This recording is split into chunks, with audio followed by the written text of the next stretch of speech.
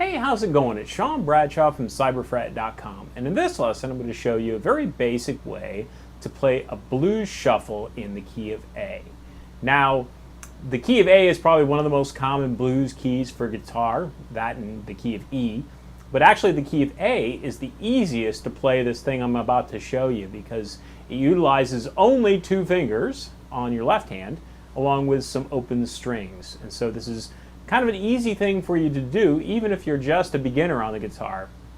Even if you've only been playing a couple days, this is actually something that you'll be able to play and have some fun with. So first of all, what I'm going to do is I'm going to kind of play through the whole form and then I'll kind of talk you through it. The most common blues form is 12 measures that just keeps repeating, sometimes referred to as a 12-bar blues. And a bar is just kind of a slang term for a measure. And so unlike other song forms that have verses and choruses and bridges, the blues just uses this 12 measures and just keeps repeating it for however long the song's going to go on.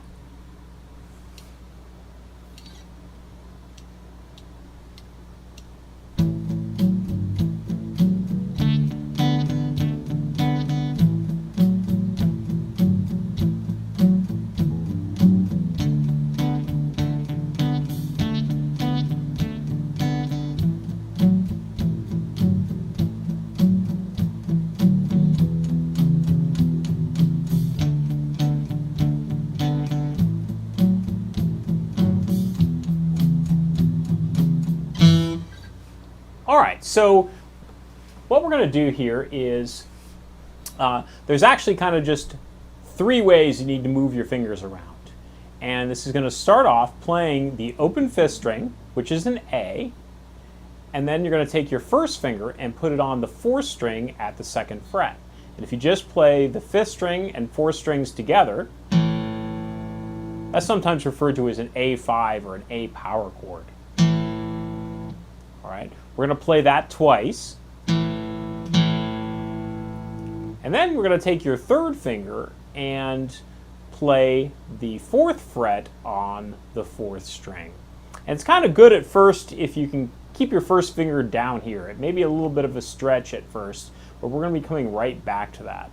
And so it's kind of also good to keep your thumb a little bit low on the back of the neck. You could experiment around with this a little bit more later, but kind of a good starting point is keeping your thumb about midway on the back of the neck so that you can reach up here with your third finger to this fourth fret. So we play this twice, and then this twice. And then we just do it all again. And what that is, it's one measure of a shuffle pattern for an A chord or an A7 chord. The blues is kind of built around what are referred to as dominant seventh chords.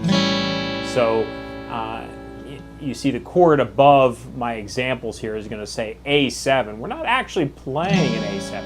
We could. There could be another guitar player kind of strumming an A7 while we do this shuffle. But we're kind of plugging in this shuffle pattern for that A7 chord.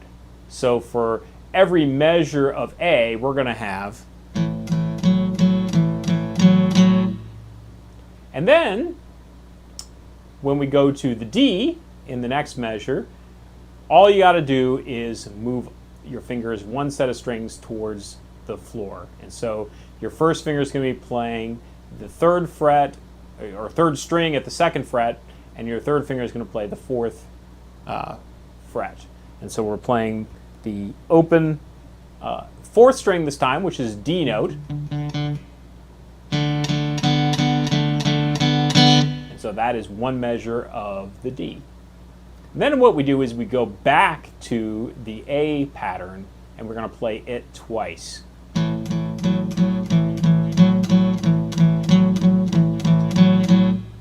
just remember to kind of keep track of how to play this. Kind of think of it like two sets of two. You play this twice, and you do that whole thing twice. So two sets of two. And that is one measure of the pattern. So here, the whole first part of this is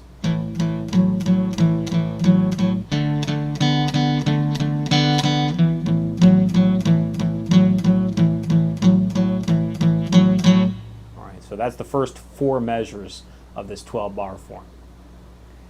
Now the second 4 measures just has 2 measures of the D pattern and 2 measures of the A pattern.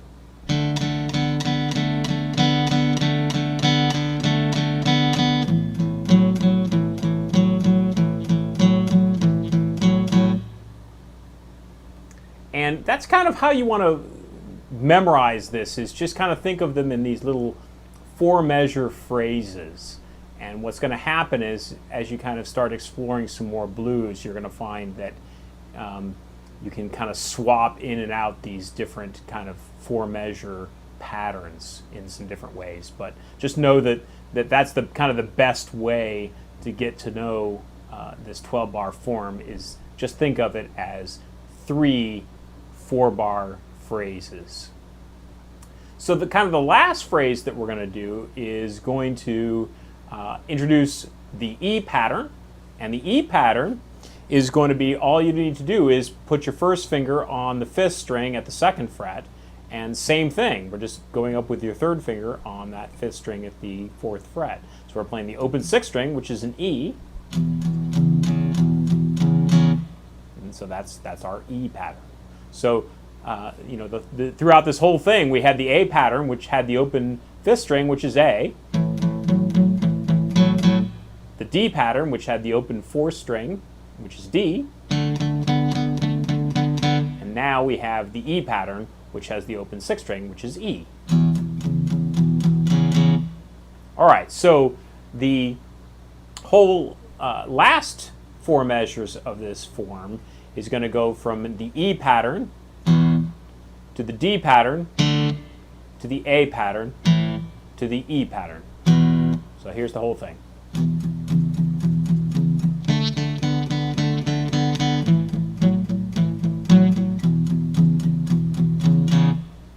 All right, and then we just jump back to the beginning and play it all again, you know, a gazillion times. You know, this is a great thing to do if you're kind of getting together with somebody else to kind of jam, and one person can be playing that while the other person plays some lead stuff, and you know, you can play for hours. But what happens is, the very last time that you play this, it's a 12-measure form, but we don't want to end on that 12th measure, because in that 12th measure we actually have an E chord. We want to get back to the sound of the main chord in the blues in the key of A, which is the A. And so what we're going to do is, that very last time that we're going to play this form, you're just going to play this, the open 5th string and the 2nd fret on the 4th string.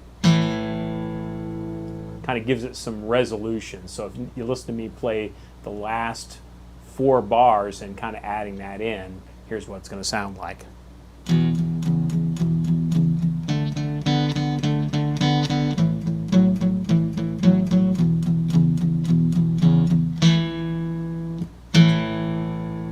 All right, missed that 5th string a little bit. So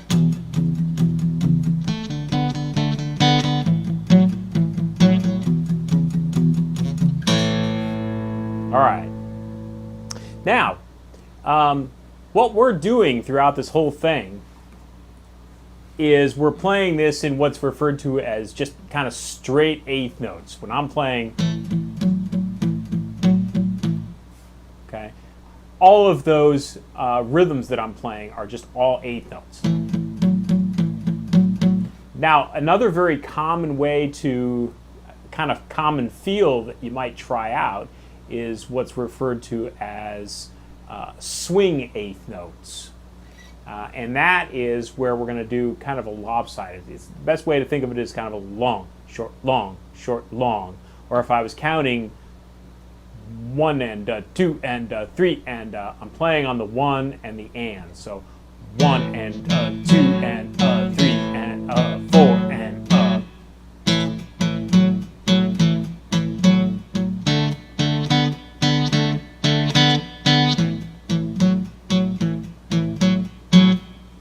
So that's kind of just two-way kind of feels that you might try this out with. When you're first starting, it's kind of maybe good to play just the straight eighth note, and then kind of test out that kind of swing eighth note feel. All right, just gives, it just depends on the blues tune that you're listening to or trying to play, and they're both kind of equally as common. So another thing is, you might also kind of test out doing what's referred to as a palm mute. And that's where I'm going to take, see here, kind of this side of my right hand here, and I'm just going to rest it, very lightly touch it, right at the very edge of the bridge. And if you listen to this sound, so it's kind of muffling out those a little bit. Helps you kind of keep things in control. Sometimes if you're just playing, you get some unwanted string noise maybe in there, and especially as you're switching between the different forms, you might hear some extra open strings that you don't want. And so kind of a cool sound and a way to kind of control noise is to kind of use that palm mute. When you're doing the palm mute, a good thing to kind of help you out is extend your first, second, third fingers a little bit. That kind of gives a little better surface to kind of rest on here. And just remember, it's going to be right on the very edge of the bridge. You don't want to be up here where you just kind of completely kill the strings. So just back here, just to kind of get a little bit of a muffled sound. All right, so there are a lot of cool things that you can do in playing the blues, turnarounds and all kinds of fills and things, but this at least gives you a way to kind of get started and something cool that you can do as a beginning guitar player that you can do right away. Even if you've, like I said, even if you've only been playing a couple days, this is something that most people can kind of start to have some fun with. All right, try playing along with the jam tracks that are in this lesson. That's another kind of way to kind of keep you honest with your timing, is listening to a background and trying to play along with it.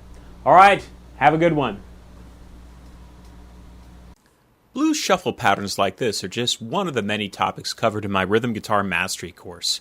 Rhythm Guitar Mastery systematically builds your vocabulary of essential guitar chords and gives you the secrets of strumming like a pro with a detailed system for mastering rhythms.